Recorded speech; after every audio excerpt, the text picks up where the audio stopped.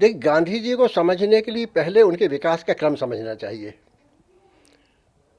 मोहनदास करमचंद गांधी भारत में जन्मे, पले बढ़े और उसके बाद ये विलायत चले गए बैरिस्टर बनने के लिए।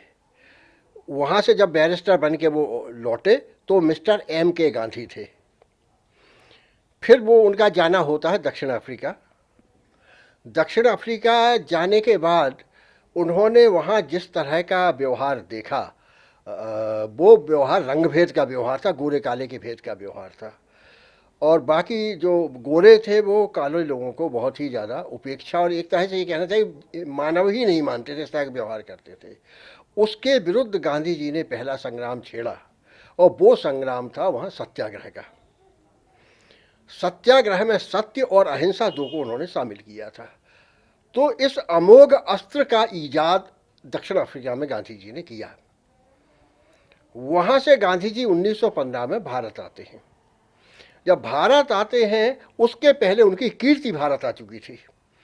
फिर जब वो भारत आते हैं तो वो उन्हें अपना राजनीतिक गुरु वो मानते थे, गोपाल कृष्ण गोखले को, जो बहुत बड़े वकील थे और कांग्रेस के बहुत बड़े नेता थे। अच्छा, कांग्रेस में भी एक बात समझने की चीज़ है, 1847 के पहले की कांग्रेस राष्ट्रीय आंदोलन थी, उसके बाद की कांग्रेस एक राजनीतिक दल है। उसके पहले वो राजनीतिक दल नहीं था, एक राष्ट्रीय आंदोलन था। तो उन्होंने गांधी जी को, गोखले जी ने गांधी जी को यह सलाह दी कि आप ऐसा करो, पहले देश भ्रमण कर लें, तो आप आखिर देश के लोगों से, इस भारत समाज से आपका संपर्क हो जाएगा, आप उन्हें समझ लोगे, वो आपको समझ लेंगे, ये ठीक रहेगा। ये यात्रा उन्होंने की। तीसरे दर्जे में सफ़र करते थे ट्रेन में, और तीसरे दर्जे में सफ़र करने का फ़ायदा ये हुआ कि उन्होंने आम आदमी से उनका संवाद होता था, संपर्क होता था, तो भारतीय जनमानस को अच्छे तरीके से समझ गए।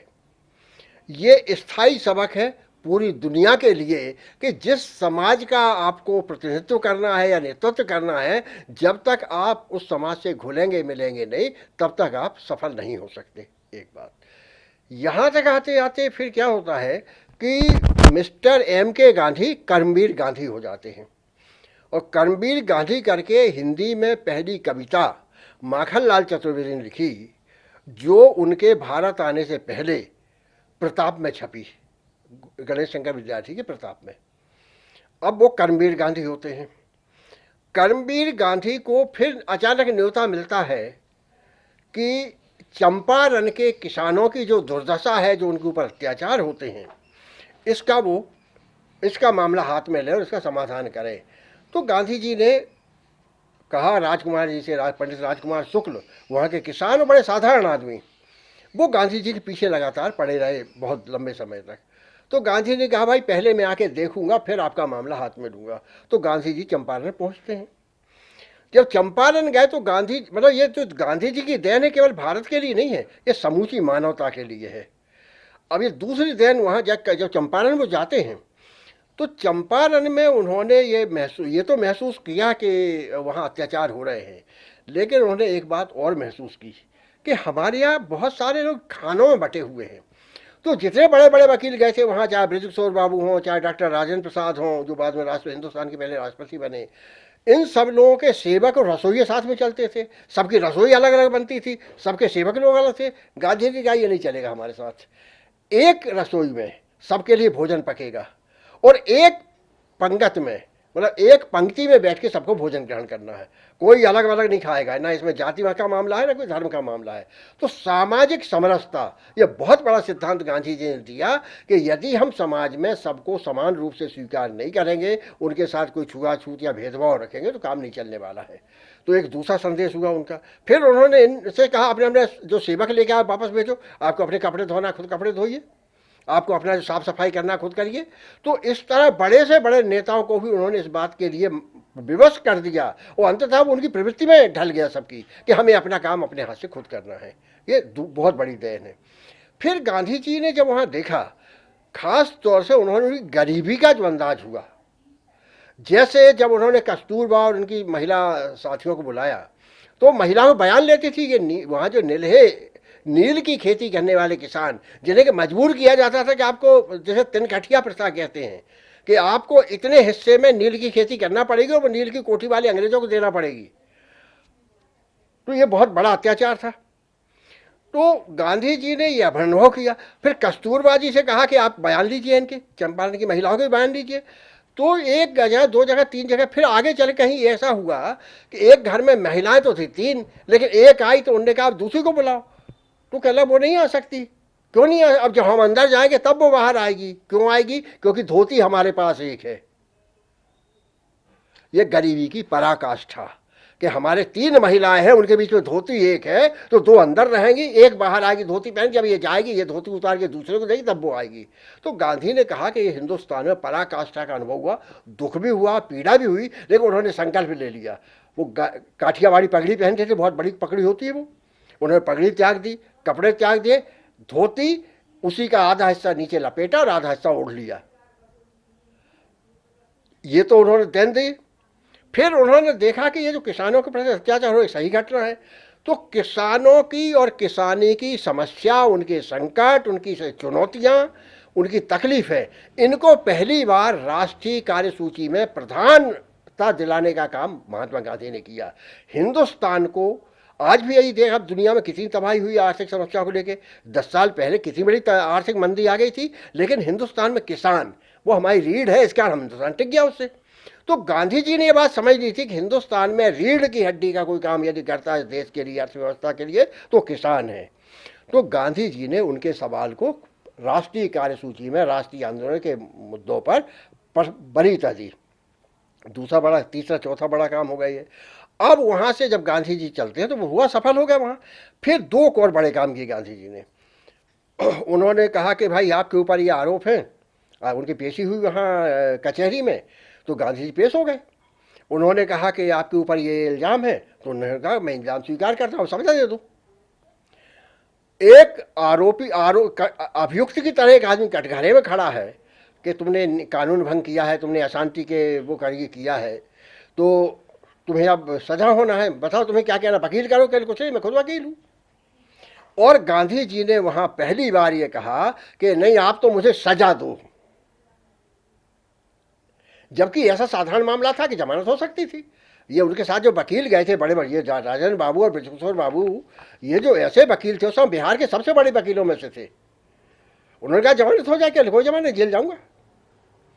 तो गांधी जी ने एक बात क्या सिखाई कि हम जिस बात को, हमें अपनी जो समस्याएं समझ रहे हैं, हमें अपनी अपेक्षाएं, अपनी आवश्यकताएं, अपनी कठिनाइयां, उन्हें बुलंद आवाज में कहना आना चाहिए। एक दूसरी बात, हमें जेल से और इससे डरना नहीं चाहिए। तो उन्होंने भारतीय जनता से जेल का, पुलिस का, इनका डर मिटाया और उन्हें अपनी आवाज उठाना सिखाया। ये और बड़ी देन है उनकी। फिर उसके बाद का तो जीवन आप देखें तो चंपारण जब वो गए थे तब वो कर्मवीर गांधी थे, चंपारण से लौटे तो महात्मा गांधी हुए। लेकिन फिर एक बात आती है कि गांधी जी की जो कीर्ति थी, अच्छा गांधी जी को इतना यश क्यों मिला? हमारे यहाँ हम देखें, हमारे पूरे इतिहास में आप देखते जाइए, पूरी हमारे सांस्कृतिक विरासत देख लीजिए, हमारे यहाँ लाठी और लंगोटी वाला ही पूजा है। जिसने त्याग किया उसके सामने लोगों ने माथा झुकाया। गांधी आज के भारत में हमारे सामने सबसे बड़ा उदाहरण है कि उनकी त्याग और तपस्या के कारण लोगों ने देवी अवतार मान लिया गया था। 1 दिसंबर 1933 गांधी जी को अनंतपुरा जाना था। ये देवरी, जो सागर जिले की बड़ी देवरी है, उसके पास एक गांव है जहां खादी का काम बहुत बरसों से हो रहा था और वो ऐसे लोगों की पीठ थपथपाना चाहते थे क्योंकि सत्य और अहिंसा के साथ गांधी ने रचना कामों को जोड़ा था। तो खादी हुई, स्वच्छता हुआ, अछूतोद्धार हुआ, ये उनके सामाजिक कार्य थे जो गांधी जी ने चलाए थे इसके साथ। तो जब वो करेली स्टेशन पर उतरे पैसेंजर से, वहाँ से मोटर से गए बरमान, वहाँ कोई नाला पुल नहीं होता था, तो वहाँ जो मल्लाह था उसने जिद पकड़ ली कि हम पहले आपके पांव पखारेंगे। अब गांधी जी वैष्णव थे और वो कभी इस बात को छुपाते नहीं थे, धर्म में उनकी बड़ी आस्था थी, लेकिन उनकी अपनी धार्मिक आस्था के कारण किसी दूसरे धर्म के प्रति कभी उनके मन में कोई असम्मान नहीं था। सब धर्मों को बराबर सम्मान देते थे। तो गांधी जी के मन में एक आशंका थी कि नर्मदा को हम लोग मैया मानते हैं, माता मानते हैं, नर्मदा को हम लोग देवी मानते हैं, तो हम देवी के माँ समान जिसे मानते हैं उसके पाँव जल से पाँव कैसे धुलाएंगे? तो एक सन्यासी ने नर्मदा किनारे, वो एक सन्यासी बुजुर्ग थे, उन्होंने एक सलाह दी, और वो सलाह ये दी कि गांधी जी ऐसा कर सकते हैं कि पहले आप नर्मदा जी की पूजा कर लो, तो आपका धर्म निभ गया, उसके बाद उसकी जिद पूरी कर दो, उसके बारे में कोई बात है। ये केवल घटना, ऐसी घटना त्रेता में ही थी जब केवट ने श्रृंगपुर में गंगा पार कराने के लिए भगवान राम के चरण धोए थे, या फिर अब हुई। तात्पर्य क्या है? बाकी आज आज हम लोग जिस तरह से देखते हैं, ऐसा तो कोई माहौल था नहीं, कोई सोशल मीडिया उस समय होता नहीं था, लेकिन आप देखिए भारतीय जनमानस में गांधी जी की छवि क्या थी कि उन्हें देवी अवतार, देव से प्रेरणा प्राप्त महापुरुष मान लिया गया था।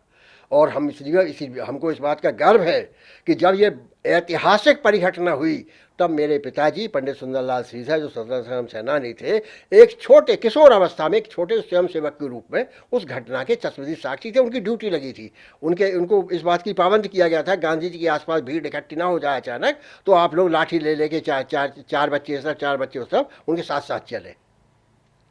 तो लेकिन एक घटना बहुत महत्वपूर्ण है, और मुझे लगता है कि इस बात का समापन एक और बात से करें हम, और ये अपने आप में बहुत बड़ी बात है।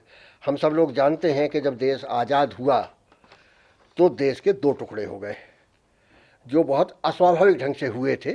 एक और धर्मांधता के आधार पर हुए, कट्टरता के आधार पर हुए।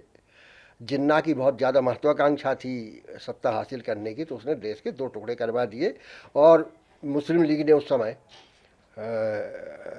सीधे कार्रवाई का जो आह्वान किया था, उसके कारण बहुत रक्तपात हुआ, लाखों लोग मारे गए, बर्बाद हो गए। खासतौर से हमारे ये पंजाब सिंध वगैरह से बहुत सारे शरणार्थियों की नई समस्या हुई। उस समय भारत में जो हमारे वाइसराय थे, गवर्नर जनरल, वो थे लॉर्ड माउंटबेटन।